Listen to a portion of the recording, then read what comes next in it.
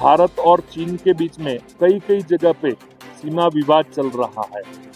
क्योंकि तिब्बत पहले स्वतंत्र देश था, आज तिब्बत नहीं है। परम पूज्य दलाई लामा जी भी बहुत खुश लगे, शुरू से अंत तक एक एक को मिले। आज कोर ग्रुप और तिब्बतन फौज भारत की ओर से हर 3 वर्ष में जितने भी भारत में तिब्बत समर्थक समूह हैं उनका ये त्रिवार्षिक सम्मेलन होता है। और यह त्रिवार्षिक सम्मेलन इस 3 साल के बाद 8वां यह सम्मेलन है। यह 8वां सम्मेलन हिमाचल प्रदेश के मैक्लोडगंज में हो रहा है और इस सम्मेलन में देश भर से जितने भी तिब्बत समर्थक संस्थाएं हैं उन सबके प्रमुख प्रतिनिधि यहाँ उपस्थित हैं और 2 दिन यह बैठक यहाँ पर रहने वाली है। इन दोनों दिनों में तिब्बत के विषय को आम जनता के बीच में किस प्रकार लेके जाना है और विस्तारवादी चीन को चंगुल से किस प्रकार से तिब्बत को मुक्त कराना है और पॉलिटिकल राजनीतिक दृष्टि से इस विषय को किस प्रकार पूरे वैश्विक स्तर पर लेकर के आना है, इन सब बातों को लेकर के बस केवल इतना ही है कि तिब्बत आज़ाद होना चाहिए और तिब्बती हमारे भाई बहन हैं। जिस प्रकार 1969 से तिब्बत आज़ाद देश था वो स्थिति बननी चाहिए। इन सब बातों को लेकर के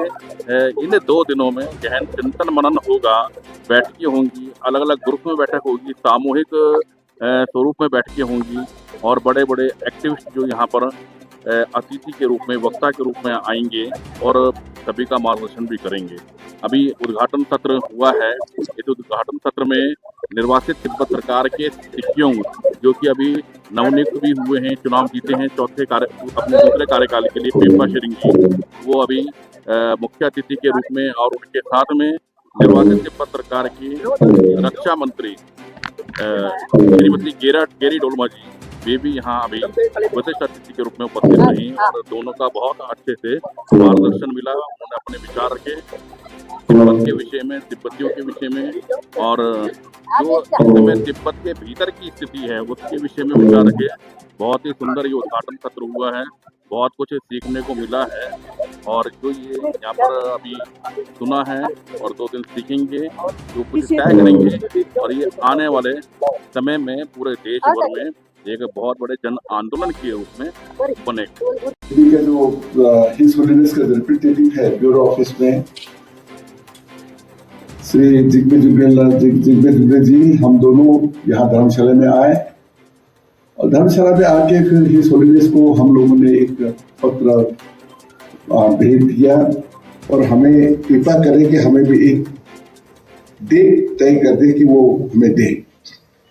13 को फिर हम लोग ये हमारे जो ट्रिनियल जो एनुअल कॉन्फ्रेंस है हम लोग धर्मशाला में रख लेते हैं, तो इसलिए ये मीटिंग आज धर्मशाला में हुआ है। लेकिन उसमें थोड़ा सा चेंजेस, काफी चेंजेस हुआ है और फिर दोबारा एक दफा फिर फाइनलाइजेशन करने की।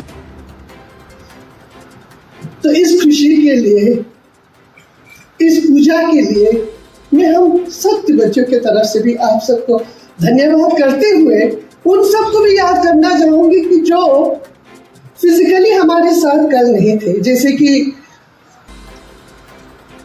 सिक्किम के चीफ मिनिस्टर साहब, अरुणाचल के चीफ मिनिस्टर साहब और बहुत से ऐसे लोग जिन्होंने आपके साथ समर्थन भी, आपके साथ थे पूजा में,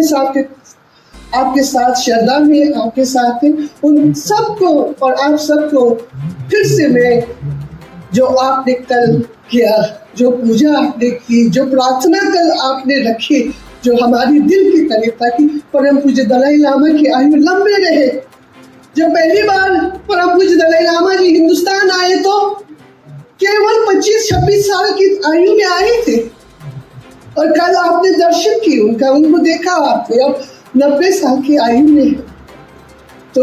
ज्यादा साल तो उन्होंने हिंदुस्तान में ही बिताए, उनका कर्मभूमि हिंदुस्तान रहे। वो कहते भी है क्या। मैं अपना नाम बताना चाहूँगा, मैं भावेश जोशी हूँ, मैं गुजरात से आया हूँ और मैं गुजरात में तिब्बत के विषय में कार्य करता हूँ, वहाँ प्रांत अध्यक्ष का दायित्व है। आज की जो मीटिंग थी वो पूरे भारत में जो तिब्बत का कार्य करते हैं, तिब्बत सपोर्टर ग्रुप है, उसकी 8वीं राष्ट्रीय कार्यशाला है 2 दिन की, जिसमें पूरे भारत में से सारे तिब्बती समूह है, जितने 30 जितने समूह है, उसके प्रमुख पदाधिकारी, जवाबदारी वाले लोग यहाँ पे आए हैं और भारत तिब्बत के साझे हित के विषय में ये लोग मनोमंथन, चिंतन और एक आगे का रोड मैप तैयार करने वाले हैं। आज की जो मीटिंग थी उसमें सारे जितने तिब्बत समर्थक ग्रुप है उसके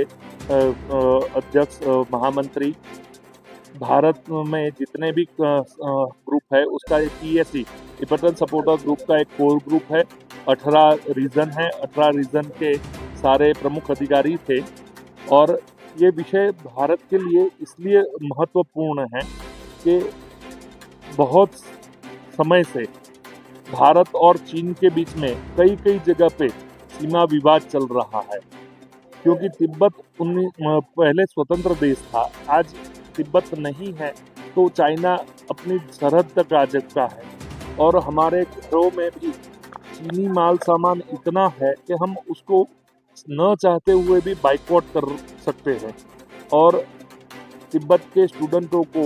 कॉलोनियल बोर्डिंग स्कूल में डाला जाता है, वहाँ अपने विचारों को थोपा जाता है ताकि तिब्बत की अस्मिता खतरे में आ गई है। और भारत और तिब्बत की मैत्री इतनी है कि तिब्बत का जो सांस्कृतिक विरासत है, उसका जो लिपि से लेकर सब कुछ है, वो सारा भारतीय से गया हुआ है। इसलिए तिब्बत के विषय में भारत को जागरूक होना पड़ेगा, भारत के जनमानस को जागरूक होना पड़ेगा और ये सारी चीज़ें जनमानस तक पहुँचे, इसके लिए एक व्यापक स्तर से चिंतन, मनन और मनोमंथन यहाँ पे होने वाला है। आगे बढ़ाएं और फिर जो आगे कहेंगे, अपनी बात करना चाहें तो एक बार हाथ खड़ा करके कहें कि मैं करना हूँ, तो उसको जो पहले हाथ खड़ा करेगा उससे पहले पूछेंगे, जो बाद में करेगा उससे बाद में। सौरभ जी, पहले आप 5 संगठन के नाम बोलते हैं, जिससे क्या सबको पता चल जाए, अन्य कोई हो क्या छूट जाए तो आ जाएंगे। तिब्बत मूवमेंट में अलग अलग स्वभाव ग्रुप भी उसी अनुसार लगभग बनाया गया है।